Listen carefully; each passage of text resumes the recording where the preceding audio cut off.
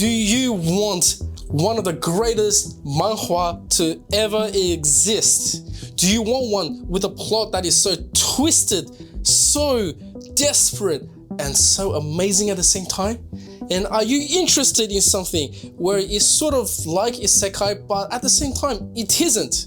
Because you are diving in, you are regressing, you are transferring, and you are in a different kind of reality that is so warped and distorted that you have no idea what the conclusion is going to be. Unpredictability, amazing achievement, and not overpowered. Welcome to the one and only Omniscient Reader's Viewpoint. Whew! Alright guys, it is hard to talk about this manhwa without trying to say it all in one go. I say it all the time, but in the back of my mind, I'm always saying, Omniscient Reader's Viewpoint, Omniscient Reader's Viewpoint. But then to one point where you actually do say it out, you're like, I can't say this word properly, so I'm just gonna call it ORF, right? For all the rest of the people who's at home, try to say the title without really saying the title in the back of your head. It sounds completely different to what you know, especially when it's your second language. But then again, talking about this awesome manhwa, we have to really acknowledge that out of all the manhwas right now, besides from really good ones like Overgeared, like Tower of God, like Solo Leveling and all that, this is a complete different one where you are reading, right? So this sort of breaks the fourth dimension wall completely. The main character being King Dokja, someone who is the only average reader to have read through this online manhwa. He's the only one who's able to maintain 3,149 chapters by himself. The one and only that's able to finish it all the way. And of course, you know, because the average view count is so low, the author also completed his work, and he thanks King Dokja in the final mail and say, you know, for reading my manhwa. Sort of like the same feeling when, you know, I was trying to attempt Twitch before, but like, you know, and then restart, and it's only like been one viewer count. But then again, it does not matter, because what we're going through right now is one of the greatest manhwa that's ever been put through. Because in the beginning, you're King Dokja, you are reading 3,149 chapters, you finished it, you're the only one, you're the one average viewer count for this full awesome title. He says that this is a masterpiece, and then what happens? He gets a gift. He gets a little bit of an open package, if you will, in through a form of email from the author, and says that, good luck, countdown begins. And bang, what happens? Of course, the first scenario happens on a tutorial stage where reality gets warped, distorted, and absorbed into a brand new game that's just exactly like the novel that he was reading.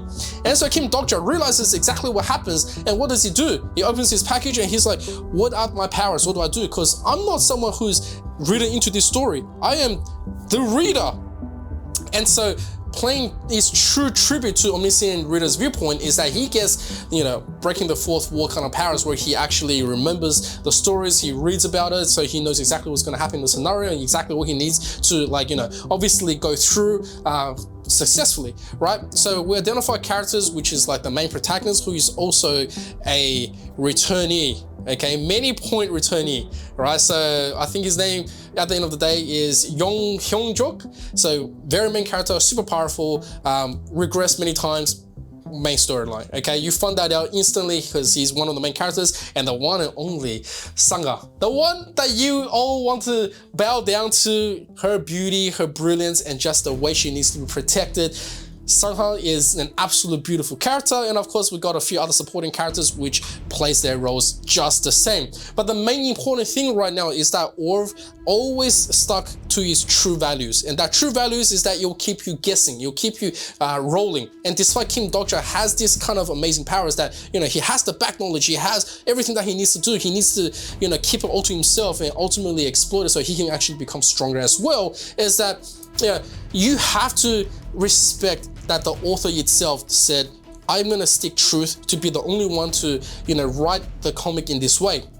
Right, and what makes Orf one of the greatest manhwa to ever exist right now is that it is a complete masterpiece. It is something that, you know, absorbs into kind of different kind of fables, the constellations themselves, the dokubi, which is very cute and very scary at the same time, as representative gods as well, the messengers, if you will, and of course playing into every kind of fables, right? The legends themselves. So you talk about the Korean Peninsula, you talk about Journey to the West, you talk about you know, Olympians, you talk about every single thing that is actually really legendary and how it all plays out. So players themselves who pass the tutorial mission obviously goes on forward to get their own gods to sponsor them, if you will, give them powers, keep on playing, you know, and obviously go through to the next thing. And so, you know, we start from a small scale, like, you know, just like a train ride, and they instantly get thrusted into something else where it's like, oh man, you need to kill things, and people go crazy. Imagine if you were riding a very busy train during peak hour traffic, no matter where in the world, there's going to be a lot of people in every compartment, right? The first scenario instantly goes, you have to kill something, and something that's living. Obviously, what do most people do in a panic when it goes, it's all about survival?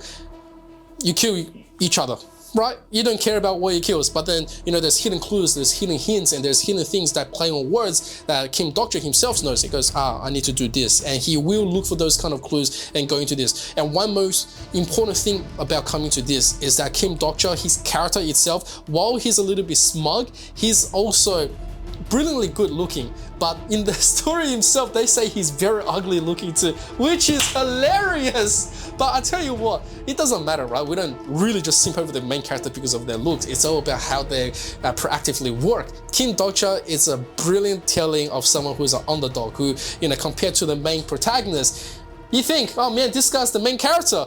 What are you? You're the reader. You're like, I read about this main character. It's like comparing yourself to Superman. Are you going to be better than Superman when you go inside?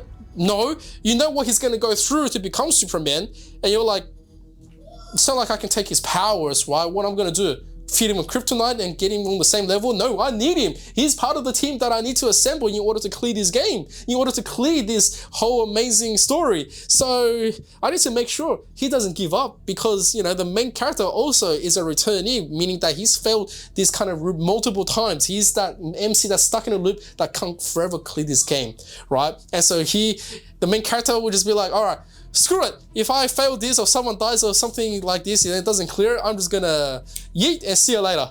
And that means this whole storyline is dead. And, you know, the protagonist himself, Kim Dokja, is going to be stuck in there. And that is his predicament, right? And obviously, different characters play into their different roles, and they all get desperate and do different kind of things, which makes their interrelationship very amazing and interesting to read about. And, you know, it's not like one of those that you can actually predict what's going to happen. You're going to be going, all right, he's not overpowered, he's desperate, he's trying to fight everything as a human being, and then he tries to get the benefits as much as he can. And it's not even saying that, oh man, you know, some other animes or some other manhwa or manga just comes out, cultivates or something, or gets a cheat activated. No, his actual cheat is just trying to break through mentality barrier and reading into what he can do. So obviously he can try to imitate, or he can try to do different things to try to power himself up. But if you were to put him onto the same level as someone else, like the main character will smash him every single time. And so it is very, very awesome. And to also cap it off, guys, Omniscient Reader's Viewpoint is now being adapted into live TV. Come on, please. If you guys stuff this one up, I am gonna be internally angry.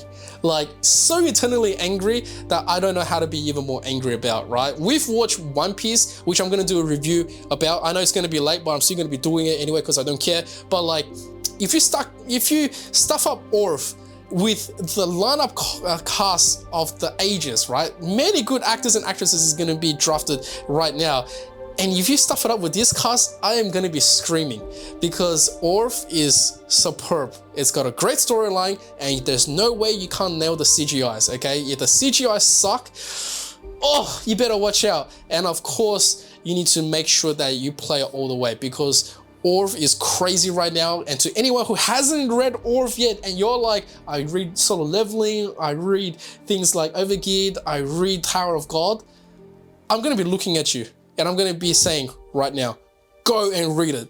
If I were to give this a rating out of 10, this is a 9.8 out of 10 for me.